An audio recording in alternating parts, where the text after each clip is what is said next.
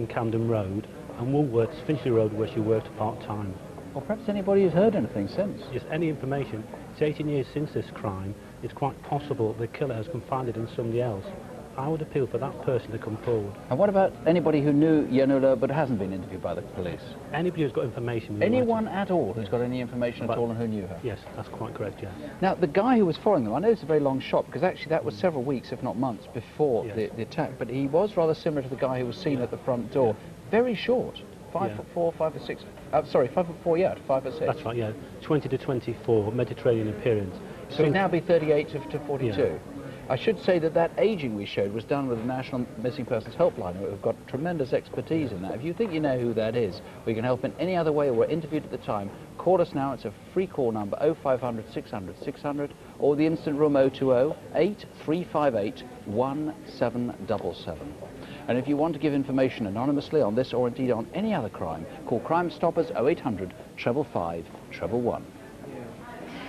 We didn't dare hope, but we've had a phenomenal response on the Sarah Payne case, something like 200 calls. All these incident reports have come in to the studio here. We've had some fantastic information. Found small spade. Remember, we're looking for a spade on a turn-off. Spade picked up, still have it. We've had 2 reports about the spade.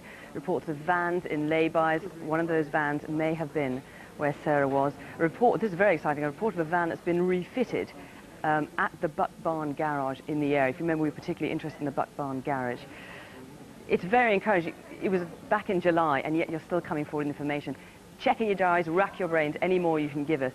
On the Liverpool case, not quite so exciting, I'm afraid. If you remember, this was a case of a woman in a petrol station. Her face was sprayed with something like CF gas.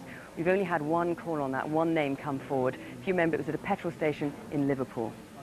The police told me they'd sprayed my face with CS gas. They're just horrible people. Keep calling us. The studio number's on the screen, or you can email us at crimewatchuk@bbc.co.uk. We still haven't identified 3 faces, some faces anyway, from last month's programme. Firstly, 2 men walking towards the scene of the murder of Jaap Bornkamp on the New Cross Road in South London. Names, addresses, any information please, and there's a £10,000 reward. Let's keep up the pressure on this man.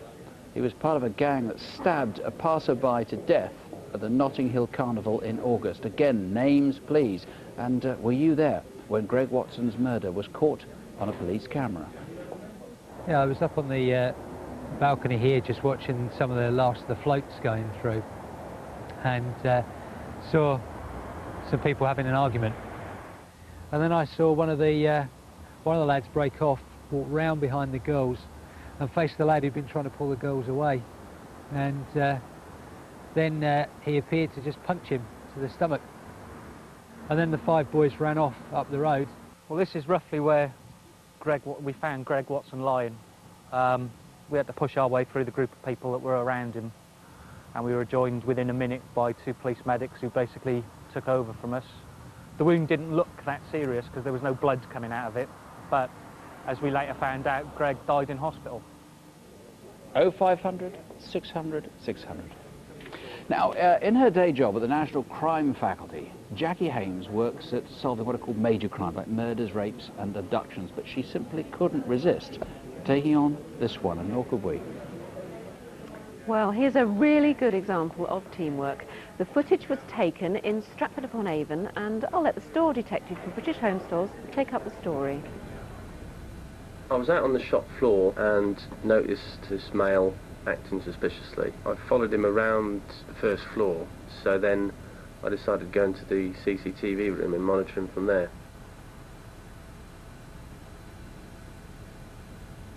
He went downstairs to the ground floor, down to the women's wear till. Basically, I monitored him until he committed the offence of going behind the till and getting into the till with a screwdriver. I'd already contacted the CCTV control. I received a call from British Home Stores via the retail link that he may have a possible till snatch. I then moved my 2 cameras, which covers British Home Stores, from 2 different ends of the street.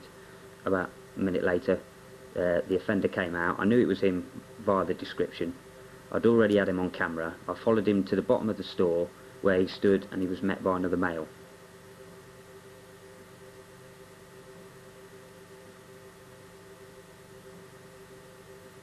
He then handed the money over to his friend. They then both stood there for approximately a minute 30 seconds, looked like they were giving each other directions. They then proceeded to walk back into British Home Stores, which is where the store detective came running out and grabbed hold of the offender. The offender pushed him away and then ran behind one of the local pubs up into a housing estate, which is where we lost him. Well, with pictures as good as that, we simply must catch them. 0500 600 600 or 01926 415 749. And I've got some really clear pictures of George Bell. This could almost be a home video, but in fact it's taken by one of our cameras as part of a large-scale drugs operation. Mr. Bell disappeared soon after this was taken, and we'd like to talk to him. 0500 600 600 or 01482 578 278.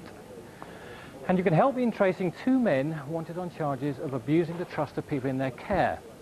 Thomas Dickinson worked in a nursing home but is suspected of indecently assaulting a patient. And this man is known as Rocky Ozarin. He takes jobs as a nursing assistant and is also suspected of assaulting elderly people. Now, it's so important that we track them down quickly, as they could still be working in positions of trust anywhere in the country. 0500 600 600. This is DC Jackie Hesketh and PC Christine Akons. They're both trained to debrief and counsel rape victims, and between them they've got 20 years experience. But this is one of the worst cases they've ever encountered. Cast your minds back to the petrol crisis in September. One 15-year-old girl has more reason to remember it than most. You understand why you're here today, yes? Okay. I just want you to take your time. And, you know, if you want to stop and have a rest, have something to drink, that's fine. You just take your time. Just tell us whatever you remember. Obviously, I know a little bit about what's happened to her.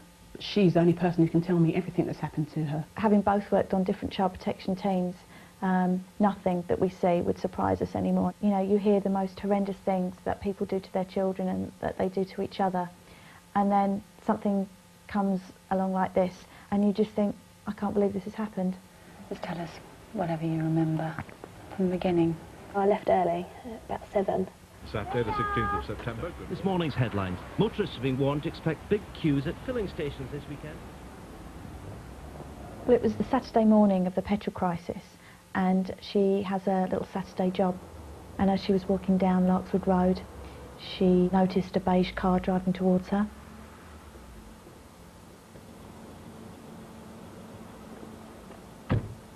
And the driver got out, put a screwdriver to her neck and said, "Get in the car, I'm going to rape you." I think it's all very easy to say, well, she could have run here, she could have run there. Until you've got someone with a screwdriver up at your neck telling you that they're going to rape you, you don't know how you're going to react. And I honestly think the way she dealt with it saved her life. Where are we going? We're going down near Walthamstow. Why? I'm going to rape you. She was looking at the air freshener in the car, all the little things that help us. She still had the presence of mind to try and remember. He was an erratic driver, and a lorry driver will have reason to remember him. On the A503 between Tottenham and the North Circular, the Citroën jumped the light. What are you doing, you wanker?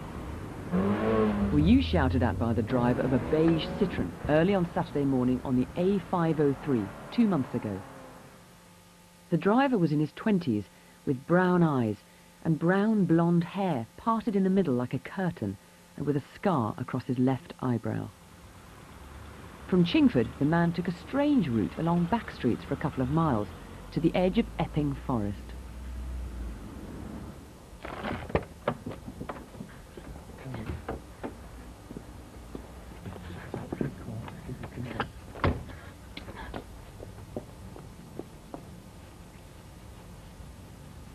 I can only imagine how terrified she felt as he's dragged her from the car, which he parked quite close behind us, and they've come through this very dark, overgrown area. They've come in through here into this clearing where he's taken all her clothes off and repeatedly raped her.